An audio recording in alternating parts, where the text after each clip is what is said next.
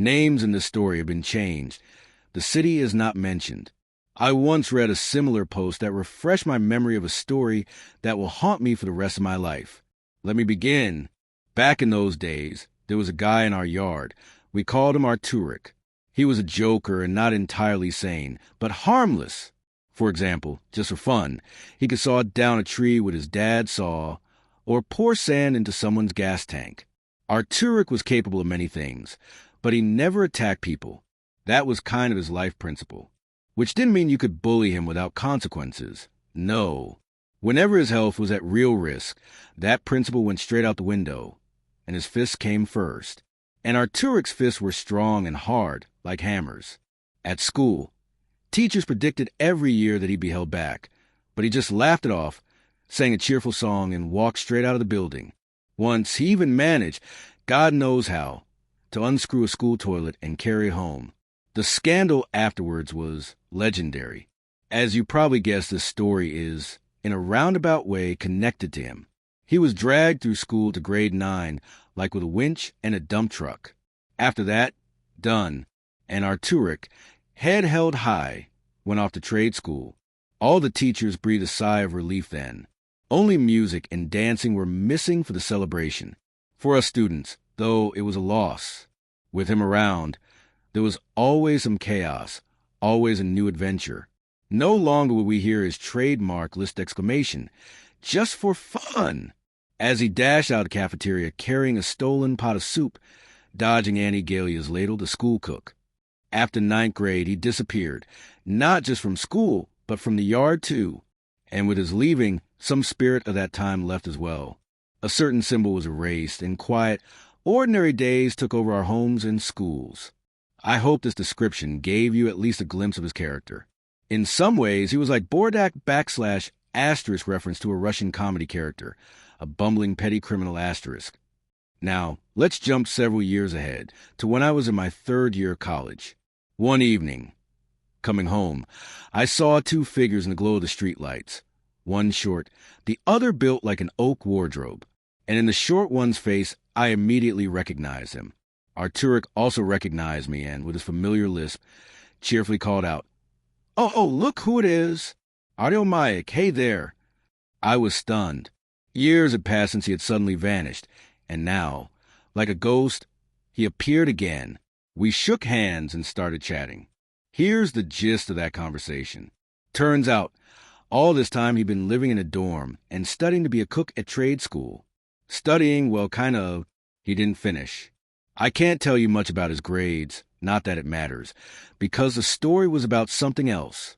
2 years before graduation, he met Alia, his new flame, who at that moment flashed me a downright predatory smile. One day, he was walking near the local shopping center. When he saw her, Alia slipped off a step and twisted her ankle. The fate of the step is unknown. A scene straight out of a soap opera. Arturic, brain a bit scrambled but heart kind, helped her, and that's how it started. Later he dropped out of school, Alia's ultimatum, and moved in with her. At first, he lived off her. Then he found a job. Later, Alia quit her job and began living off him. Then came the wedding. Then the divorce. This time, it was Arturic who initiated it. Alia cheated on him and slept with another man. Or rather, she was still with another man when Arturic walked in. She didn't even flinch, just lazily said, Well, you better go then, mine's here. And here's the weird part. He told me this with a calm smile. Maybe he was lying, who knows? Anyway, he forgave her, and now they were about to remarry. They'd come to his parents to get their blessing. When he finished the story, invited me to the wedding in the process, I felt something between shock and disbelief. I politely wished him luck, declined the invitation, and went home, still stunned. Soon exhaustion hit, and the shock gave way to drowsiness.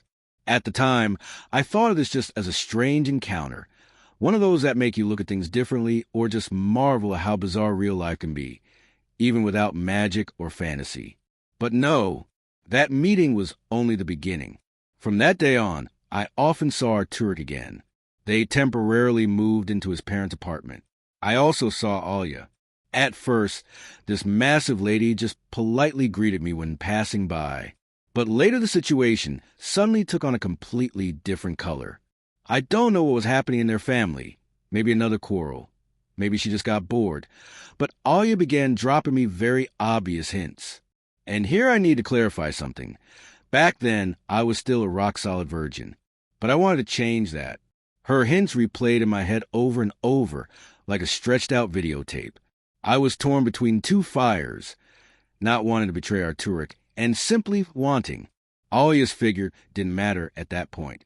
Every time I passed her, I had to endure lines like, "Oh, my light bulb burned out.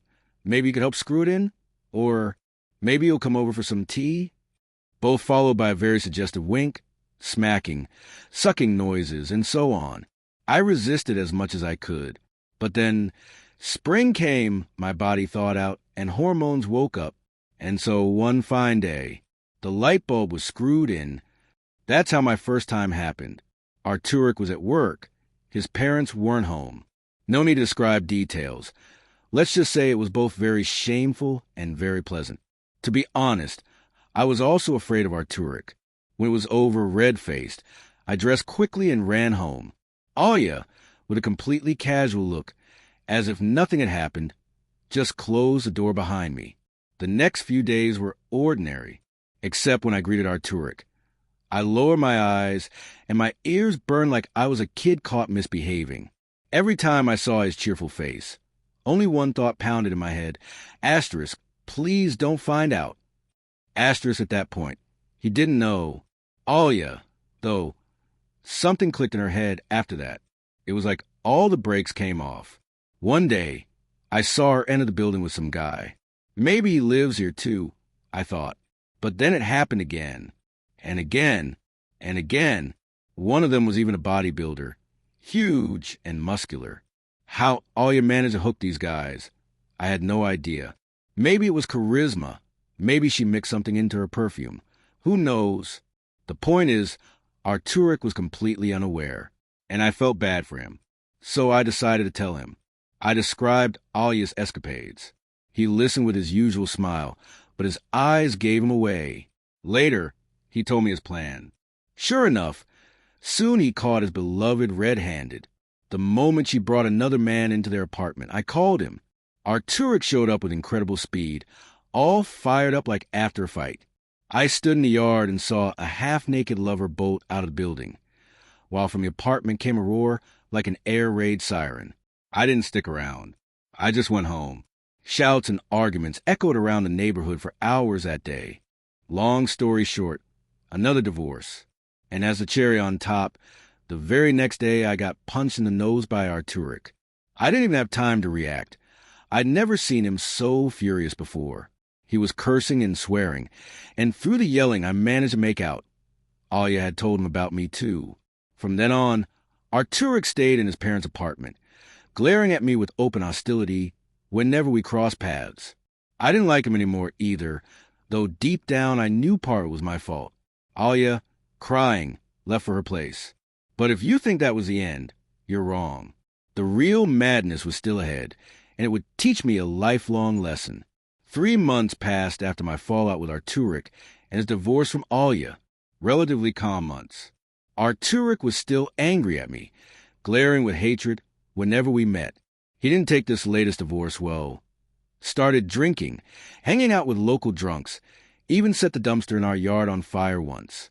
Later he hooked up with some woman and they got married.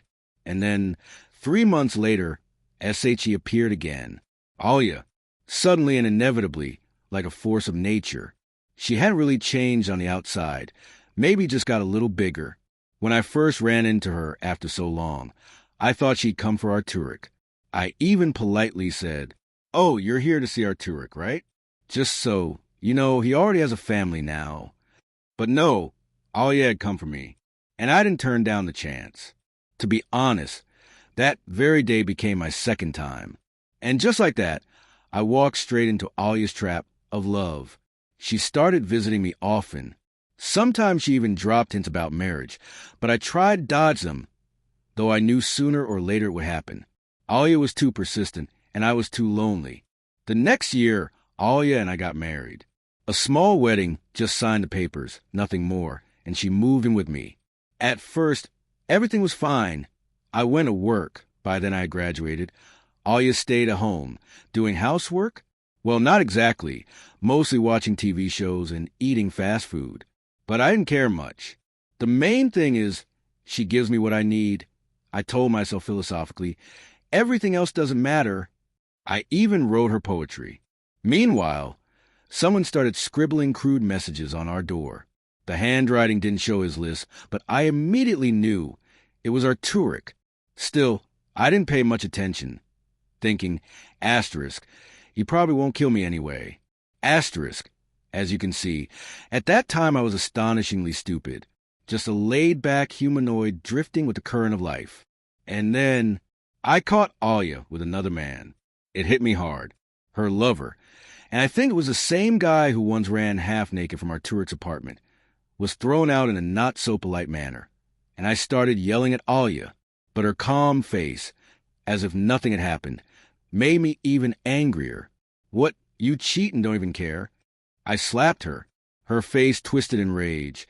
My heart sank from fear. And then she slapped me right back, shouting, "Have you lost your damn mind?" Of course I had. That was our first big fight. And from then on, Alia went back to her old ways. Meaning, her days of wild living and cheating, just like before with Arturic. She started bringing all sorts of men into the house. The smaller ones got slapped or threatened by me.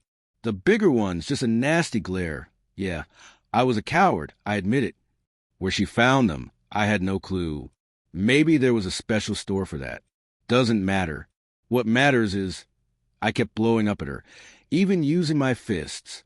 She hit me back too, which meant we walked around covered in bruises, like sparring partners.